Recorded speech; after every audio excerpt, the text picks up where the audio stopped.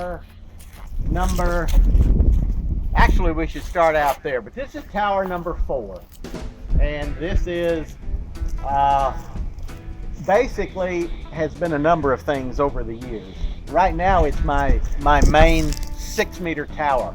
There's a stack of 3 7-element antennas on here, and usually there's a 4th 7-element down here at 27 feet just above the first guy wire, but I have it down on the ground right now. I got a broken element and I got to fix it. But you have a 7 over 7 over 7 array for 6 meters. Just right up near the top of the tower is actually that's a dipole for 40 meters. That's what was the driven element of a 2-element 40-meter beam, similar that is out here on another tower. But I have it here as a backup 40-meter beam oriented for the major lobes east and west. Just above it at the top of the tower is a tri-bender. It's an A3 Cushcraft that I just use just as a backup secondary antenna. So that's basically it on that tower. Number 3 is a UHF array. That is 2 25-element antennas for 222 megahertz, and then 4 25-element antennas for 432 megahertz. So that's basically my UHF tower. Nice. Tower number 2 here has my main HF antenna that I use. That is an M2 KT36XA tri-bender up at the top of the tower, and that is my 2-meter antenna up above it that I use for my terrestrial weak signal work. That is an M2 2M18 XXX. The antenna side mounted on the tower here is a 6M9 KHW M2 6-meter beam. It's fixed at 60 degrees to the northeast, which I use during contests so that we can keep an eye open for openings up to the northeast. Nice.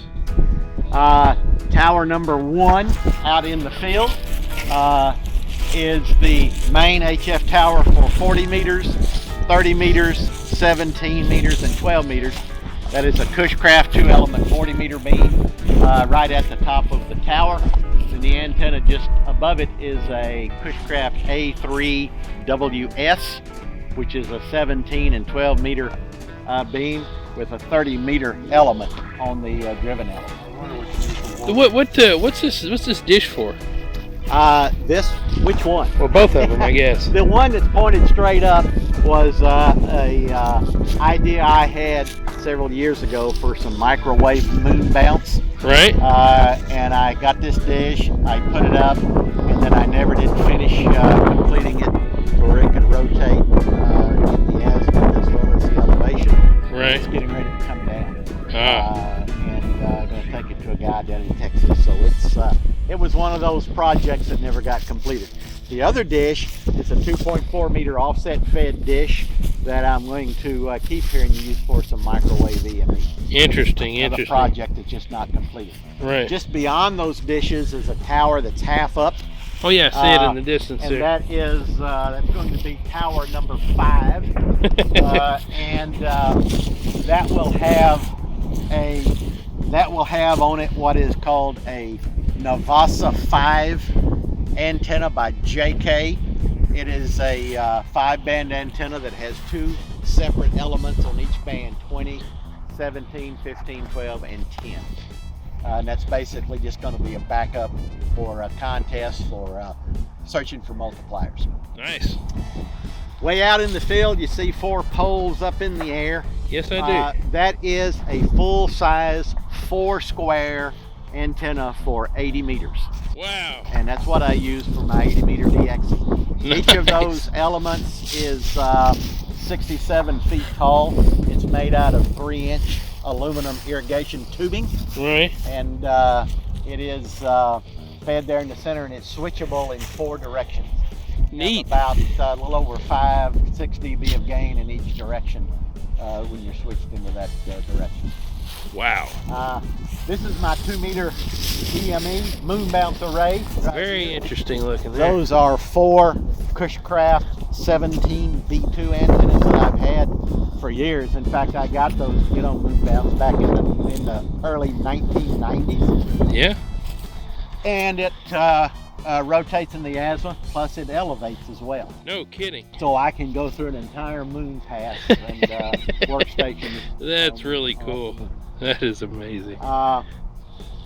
Way out here in the field, you see a bunch of vertical antennas. One of them looks like it's leaning, about to fall over. One of my top hat wires broke. That is a receiving antenna system for 160 meters for DX. Is that like a beverage thing? It is better than a beverage. Really? This is what is called an 8 vertical array. I published an article about it in QEX. It's selectable in 8 different directions. Really? It has very low noise antenna, and I've got. I don't have it hooked up just yet because I've been doing some additional maintenance on it. Starts over there. Yeah. Comes all the way over here. Yeah, it's kind of hard to see in the camera. Yeah, it is. It is difficult to see. Now, you see a lot of these posts sticking up here. That's the infrastructure for my beverage system. I have 8 beverage antennas that I have had out for a lot of years, and I chose not to put them out this year because this vertical array works better than the beverage. But the infrastructure is there, and I have the wires and transformers that I could throw one out in a certain direction probably in about an hour. Down here on the road, if you notice it, when you're coming in on the other side of this tree, you can't see them on the other side of the tree. There's also another 8 short verticals there, which is a different design of a vertical array that is a receiving array for 160 meters. What do you use for transmit on 160? Good question. I'm glad you meant. I shunt feed this big tower here in the field with the 40 meter beam. So the whole tower is the antenna. In fact, that's right. That's my 160 meter. In fact, if you see these, the little, you can see standoffs. Standoffs. That is the shunt wire, and then the little box down at the bottom is where I have the shunt capacitor, a vacuum variable capacitor. Wow. Do you have to tune that as you're going through the band, or is it No, just fixed? I have it set for the CW portion of the band. It's resonant right about 1825, so I can go down, to 1800 and up to about 1850 are my points of about 1.7 to 1 SWR. So. Okay. It's great. And that's it. That's the antenna system. What about Current. what about phone 160? You not worry about that? Nah. I just do CW.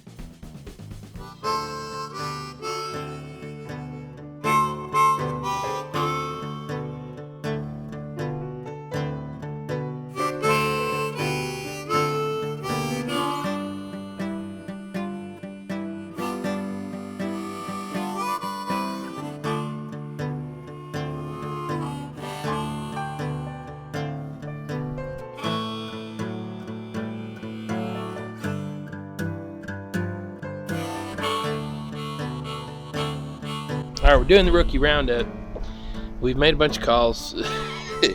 It's hard, man. I'll tell you that. It's very difficult, but it's a lot of fun. This CW, trying to copy these calls, is truly a lot of fun, especially with an amazing station like this out here, W5ZN. It's an honor to be here. And the guy is amazing on CW. 35 words per minute's nothing for this guy. And so it's great to have somebody like him to look up to, an Elmer like him. It's fantastic to have him in the shack with us. So we're having a blast. We're making a bunch of contacts, and hopefully we'll do well. I don't know how well we'll do in the nationals or whatever it is, but just to be able to participate in it is an honor. What do you think, Landon? You're really good, man. Better than I am. No, you can't say that, man. You can't say that because you're working on the computer, Yeah. But yeah, we're doing the best we can, and that's all we can do. So Yeah. we're having fun. It's just an honor to be out here. That's the whole thing. To be even able to participate with Joel is just a cool thing, don't you think? Yeah, it's a really cool thing to be out here and participate with Joel. He's helping us out considerably on there. You get a pile up going. It's gets quite difficult to pull out the calls there, and so it's really nice to have him there, kind of back us up a little bit and stuff. So It's been a good time. He can copy anything. It can be staticky. You can QRM this guy. It don't matter. He'll pull it out. But he's making us do the work, and so we're copying the calls. It's a little rough. AGN, but we're getting there. So we'll continue on and see how this works out.